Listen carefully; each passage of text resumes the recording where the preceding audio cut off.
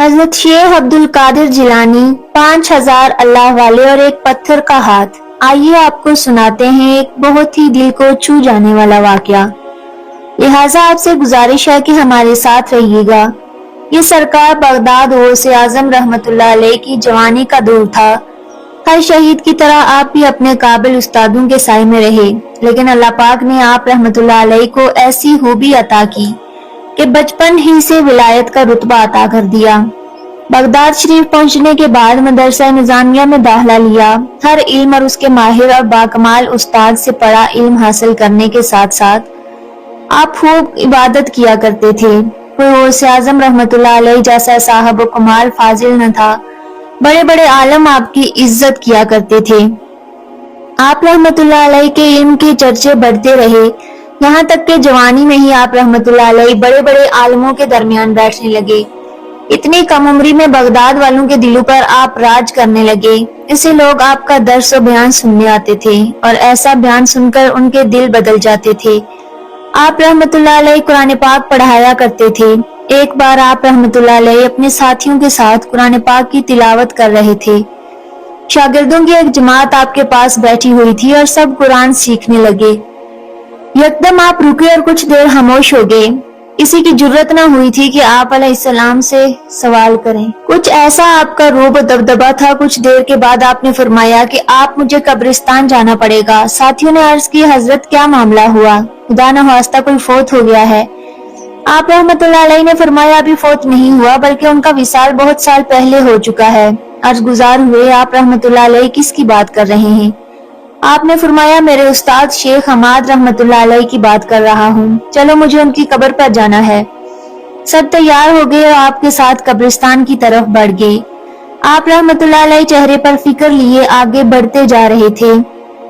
ऐसी फिक्र जैसे कोई अपना दर्द और तकलीफ में हो, कोई बुला रहा हो, कोई पुकार रहा हो मदद के लिए। आप रहमतुल्लाह अलैह जल्द अज जल्द उनकी कब्र पर पहुंच जाना चाहते थे। कब्रिस्तान के पास पहुंचकर आप कुछ देर रुके और साथियों से फरमाया कि आप लोग जरा बाहर चले जाइए, मुझे यहाँ इस कब्र वाले यानी साहिब कब्र के साथ कुछ वक्त बिताना है। मुसाहिबीन आप रहमतुल्लाह अलैह के हुक्म पर कब्रिस्तान से बाहर चले गए। आप बहुत देर तक हुजूर बगदाद सैयद हमादुद्दीन रहमतुल्लाह अलैह की कब्र पर तशरीफ फरमा रहे। ये राज तो अल्लाह पाक को मालूम था कि आखिर क्या गुफ्तगू की जा रही थी। जब आप रहमतुल्लाह अलैह को बहुत देर हो गई और कब्रिस्तान से बाहर न आए तो साथियों को परेशानी हुई कि इतना वक्त क्यों लग गया। खैर तो है, बोला गया कि कोई एक जाए और देख कर आए।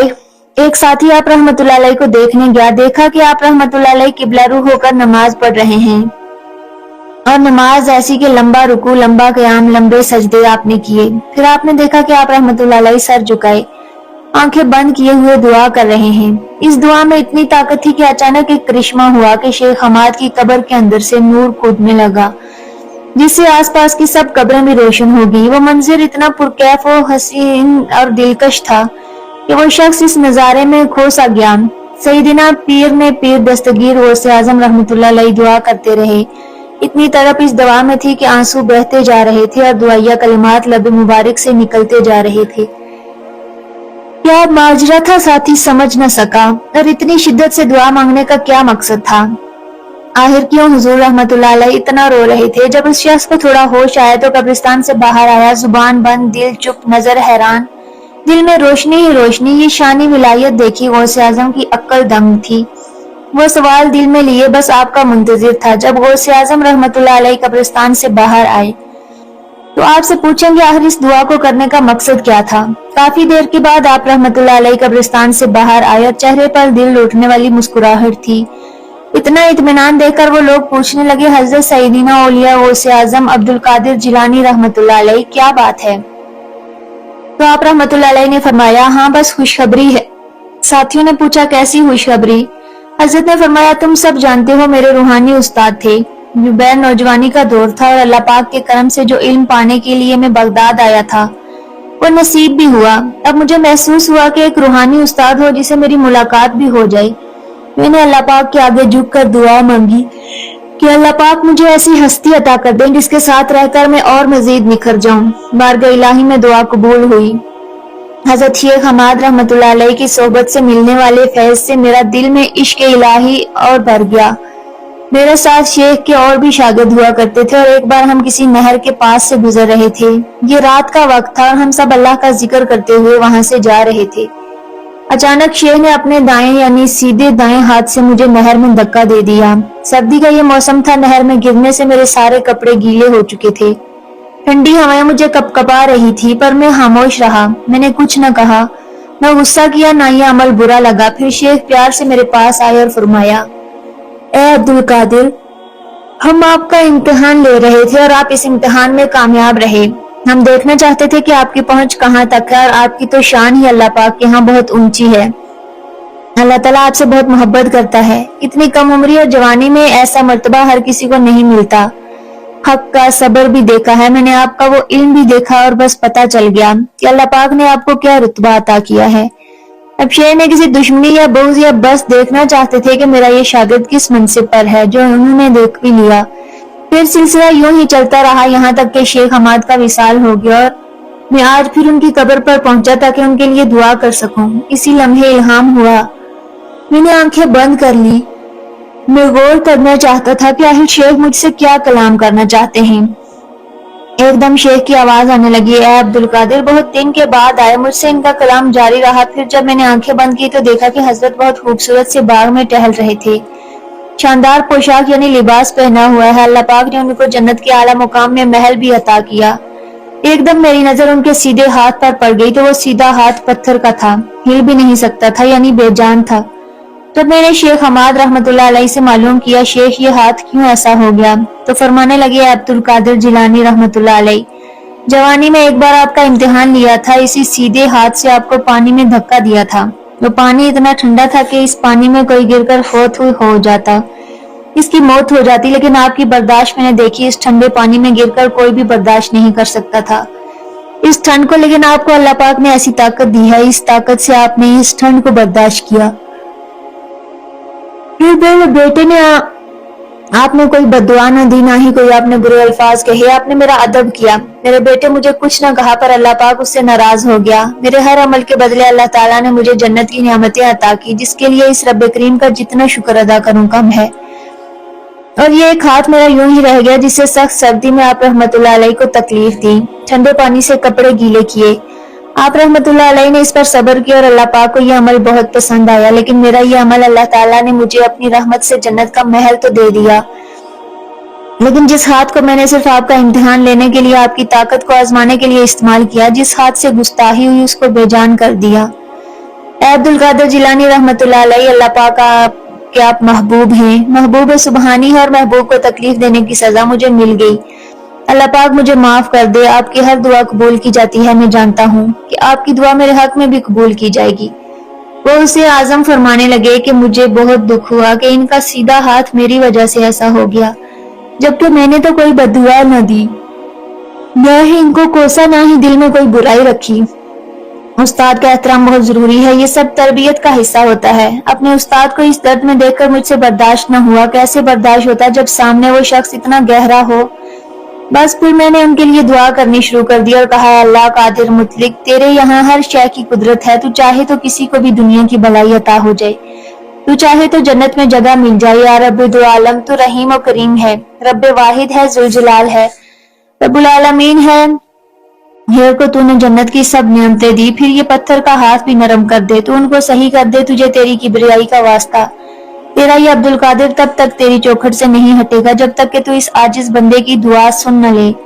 انہوں نے میرا امتحان لینا چاہا تبھی ایسا کیا، مقصد تکلیف دینا نہیں تھا، ورنہ مجھ سے بہت محبت کرتے ہیں۔ رب تعالیٰ میں دعا مانگتا ہوں اور مجھے یقین ہے کہ تو میری دعا قبول کرتا ہے، اور آج بھی تو میری دعا سنے گا۔ جب میں دعا کر رہا تھا تو میرے ساتھ اولیاء کاملین بھی شامل ہو گئے۔ وہ سب اپنی قبروں میں سوئے ہوئے تھے، لیکن سوتے ہوئے بھی ان کو میری آواز آ رہی تھی۔ سب میرے ساتھ اللہ پاک کی عظیم بارگاہ میں حاضر تھے، سب نے اپنی طرف سے دعا کی۔ یہ کوئی ایک دو کامل ولی نہیں تھے، بلکہ 5000 ولیوں نے دعا کی میرے ساتھ مل کر۔ جب میرے ساتھ وہ بھی دعا میں شریک تھے، جب 5000 ولیوں کی سفارش لگی، سب کی دعا پر فرشتے آمین کہتے رہے، تب جا کر اللہ ذوالجلال کے جلال میں کمی آئی۔ اس غفار اور جبار نے مالک کو قدوس نے آخر دعا قبول کی۔ پھر کہیں جا کر شیخ صاحب کا دایاں ہاتھ اپنی پہلی والی حالت میں آ گیا۔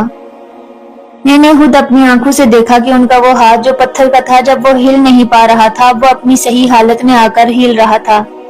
उनके चेहरे पर नूरानियत ही नूरानियत थी। फरिश्ते उनके आसपास खड़े थे। जो महल उनको मिला हुआ था, उस महल को रोशनियों से सजा दिया गया।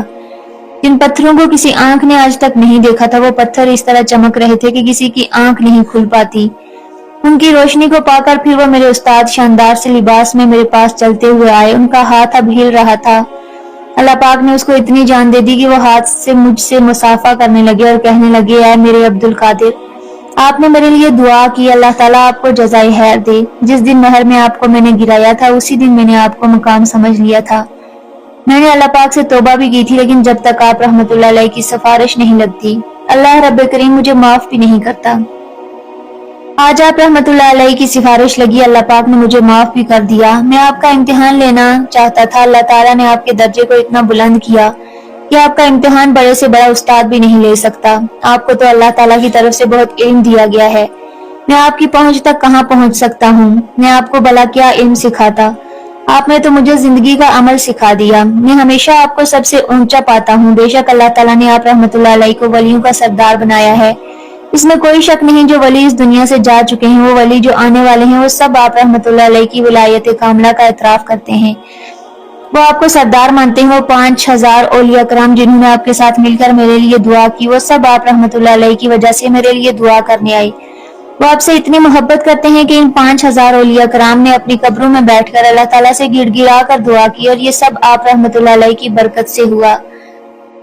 और ये अमल कोई और नहीं कर सकता सिवाय आपके, क्योंकि अल्लाह ताला ने आपको कामिल वली बनाया है और आपके दिल को नरम किया हुआ है। इसके बाद मेरे साथी, तुमने ये मंजर देखा कि एक रोशनी हुई। बस रोशनी जो कब्र से निकली, उस पास की जितनी भी कब्रें थी, सब पर से अजाब हट गया, तो बख्शे गया। और मेरे उस्ताद गुलामी को सब कब्र वाले मुबारकबाद देने आए थे। अल्लाह पाक ने मायूस न किया। बेशक अल्लाह ताला की जात बहुत बड़ी है। हम सब उसके मोहताज हैं, उसकी बख्शिश के तलबगार हैं। उसने हमारी दुआ को सुन लिया। ये शान करीमी है मेरे रब की। सुबहान अल्लाह। मेरे साथी, इसलिए मुझे इतना वक्त लगा, इसलिए मैं वहां पर बैठा हुआ अल्लाह ताला से दुआ कर रहा था। उन्होंने कोई खता नहीं की थी, उन्होंने इम्तिहान लिया था, लेकिन अल्लाह जानता है कि हमारा मुकाम क्या है, इंसान क्या समझ सकता है, और हमें इस पर कोई गुरूर नहीं।